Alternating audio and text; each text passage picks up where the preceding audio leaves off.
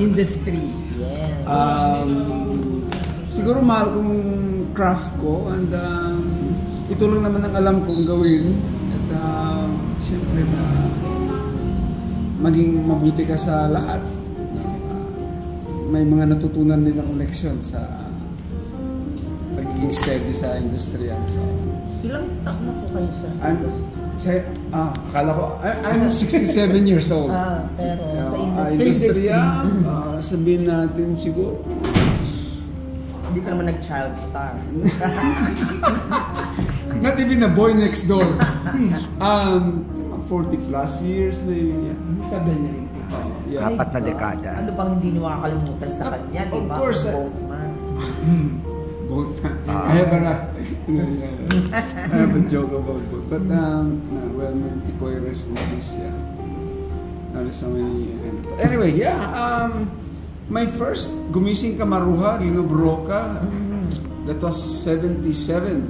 Wow. Kami ni Joel. That was our first film. Yeah.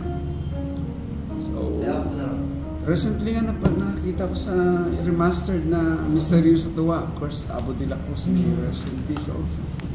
Pero minsan po ba naisip nyo yung ayoko na, gusto ko na magpahinga, titigil na ako sa showbiz. May mga ganun po ba dumating sa'yo? In the very, very early part of my career, yung nabigla ako sa kasi Oro Plata Mata was so big also, and then parang nalula ako kung naging hindi magandang aking utak noon. So, pero iniisip-isip ko, hindi ako pwedeng umuwi ng Negros na wala na niya. Talo. So, I stayed on. I tried to better myself. Are you being managed ng time na yun? No. Kaya mahirap. Oo. Yeah. Parang hindi ko no, I think nobody wants to touch me. So, I made peace with myself first. I think that's the reason na kasi lahat naman tayo kailangan natin bago tayo magmahal, bago magpatawad, tayo muna unahin muna natin ang sarili natin sa pagpatawad at pagmamahal, so. And then of course I do a lot of theater. Naging daan yun para ma-practice habang no big projects coming. Teatro ako from Buluagan, Timpala. And then I go, dahil freelance, I go also, I did a play with the Floyd Quintos, Tony Mabesa, in UP.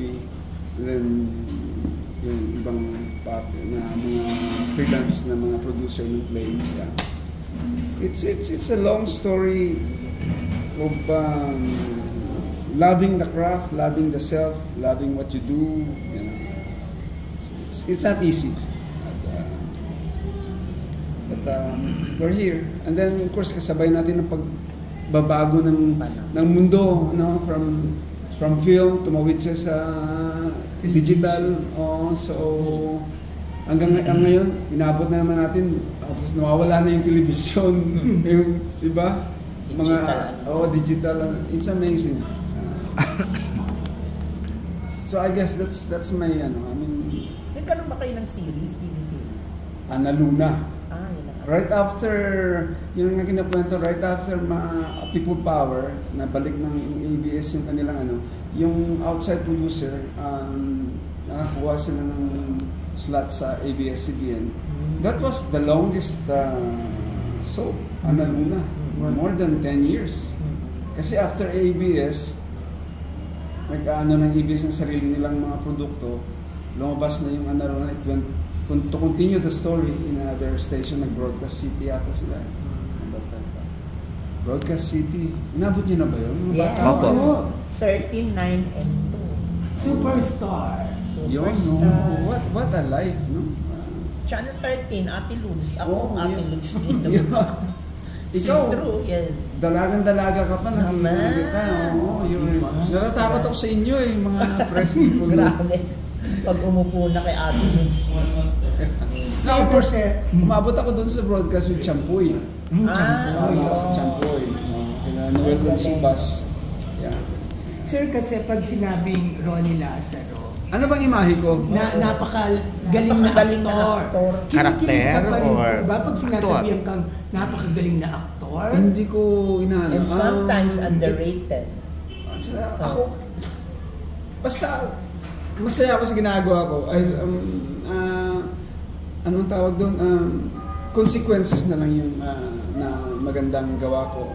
And I'm not always perfect, I'm telling you. I'm always scared. Napipressure tuloy ako dahil kaya hindi ko kinoconsider yung mga ganong papurit kasi napipressure ako sa ganon. Kasi di ba, may imahe kang ganon. Bakit ko ba nilalagay yung sarili ko? Pero totoo naman. I'm just having fun. Thank you very much, but I'm just having fun. Yun ang sikreto ko. Kailangan nag-i-enjoy kasi ginagawa mo. Di ba? Pakikwento naman po, ano po ang role po ninyo sa Lola Barang? Lola Barang. Kayo po yung binarang dito. O kayo nagpabara. Ang ganda ng kwento ni Direk filmmaking. So, this is about filmmaking. Isang director, I play this guy who used this person, si Lola Barang, kasi nagagamit niya yung kwento ni Lola Barang. Sinamantala niyo po. Parang gano'n, sinamantala niyo yung kwento. Oo. Tapos, niloko niya. So, binweltahan siya. Ayun. Can I have my coffee? Sige Ay, po. Hindi po, doon pa yung kape. Hindi, okay lang. Ay, pandesal niya. Hindi, okay lang. Hello. Yeah, so, nagulat na nga ako dito at ako yung nakaprente rito. Siguro dahil role lead actor ni Direk. So, I'm proud and I'm very happy na I had the chance of makatrabaho si Gina Pareño. I mean, wow. First time? First time, yeah.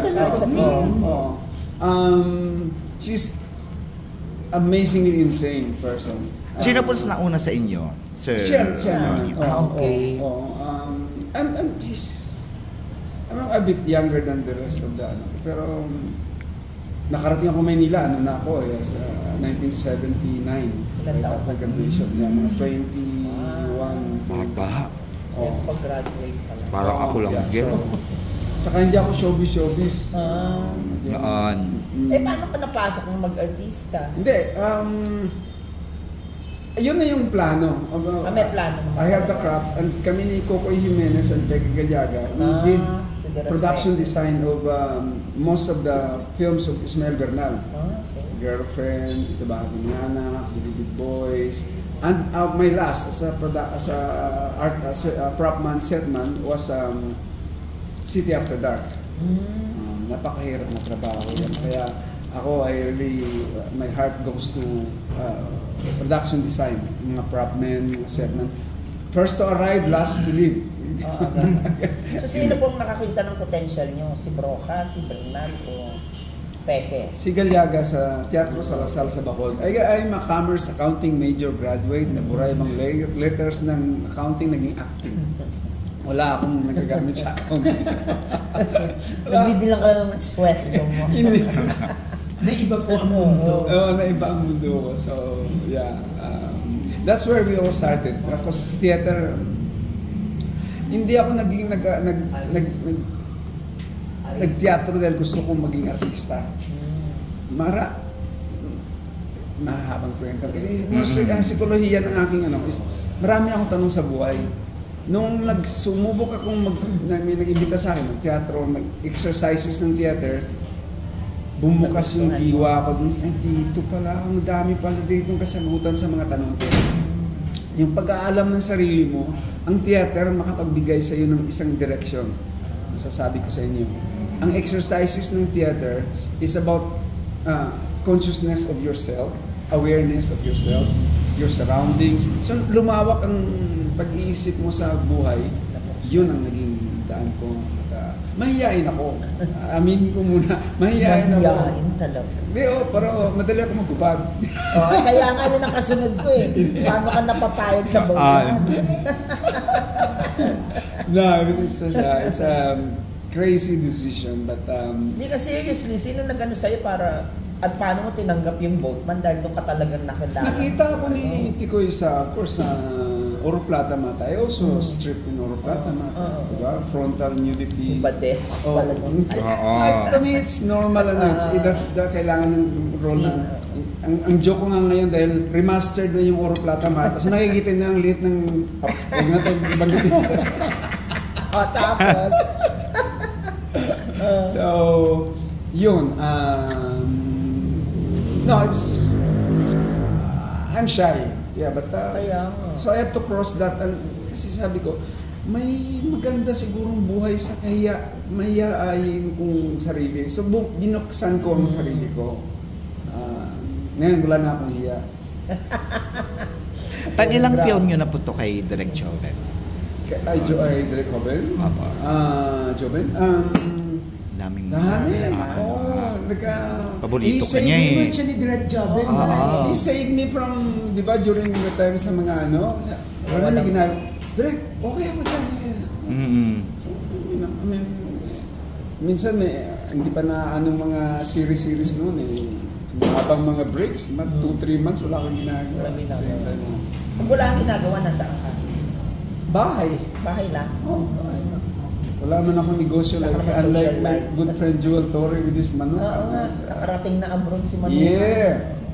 Pero wala kang business, hindi ka nag-business. No, my only business is show business.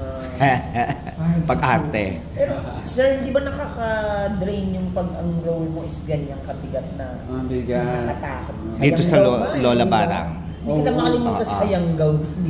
Grabe siya doon. Katakot. This is, in fact, I'm also very aware about energies. Let's talk about that. Kaya, di ba sinasabi rin sa Biblia, yung words are energy. So, hindi ka dapat nagmumura o nagka-curse. Diba? Kasi nakakaano yan eh. It will happen. So, kung mangyayari ang negatibong ganung pananalita, bakit hindi natin gawin positibo? Diba? Para sa ating, na meron akong nabasa tungkol dyan na, yun nga, bago naniniwala po kayo sa Barang? Oo. Lalo sa ating mga sa Mindanao, mga Ilonggo, sa probinsya talaga. So, minsan di nila alam kung bakit ka nagkakasakit tapos ano nila sa abaryo or tawas-tawas natatanggal nila. Ano yun? Diba? So, ang mundo, ang buhay natin kung kababalaghan. At yung ganitong mga pelikula, mahirap ito. So, kailangan marunong ka magtanggal. Isa yan sa mga natutunan ko sa bilang pag-artista na kaming mga artista, we have the tendency to bring home our characters. Sabi niya tinatanggal yun. Marunong ka magano. It's a process. First of all, you have to be aware na yan ay paggaganap. Kasi ang problema ko, hindi naman sa akin, sa iba rin, mga artista, pag gumaganap ka, tinutudo mo. Diba? Doon ka eh. Paano ka makakalabas doon? Naging problema ko yun sa buhok na. Dahil ayokong umarte, ay ibig sabihin, natural lang gusto kong magganap. Pumunta ako dun sa lugar, sa Pagsanan, tumira ako dun ng isang buwan at pagkat mabigat din yung role ko sa buwan. Pagkatapos ng pelikula, hindi ko matanggal yung aking character. Halos 2 buwan. Hindi matanggal. Yun yung character mo yung dala-dala mo. Oo. Hindi ako makahiwalay. Ito pa yung sa Lola Barang. Hindi, yung bago ko matutunan yung pagtanggal. Okay po. Anong role yan hindi mo matanggal? Yung character ni ano pangalan ko dun sa boat nun? Sa boat man. Doon ko natutunan na kami pala mga artista, may tendency kami to bring home our characters. Which I think ko bakit, kaya siguro magulo ang mga pamilya. Kasi minsan nadadala talaga. Pero at the same time, na-realize ko rin, everybody, lahat tayo, kung paglabas natin sa bahay, gaganap tayo, umaarte tayo lahat. Paglabas natin sa bahay, umaarte na tayo sa iba. Minsan nadadala rin natin sa bahay natin. Kahit na hindi ka artista, like kagaya ng asawa ko, teacher siya. Pag uwi niya sa bahay, minsan nag-discussion kami. Sinasabi ko siya, hindi mo ako estudyante Kasi natatanggal niya ang character. Nagkakarakter tayo eh. So everybody's an actor. Everybody acts.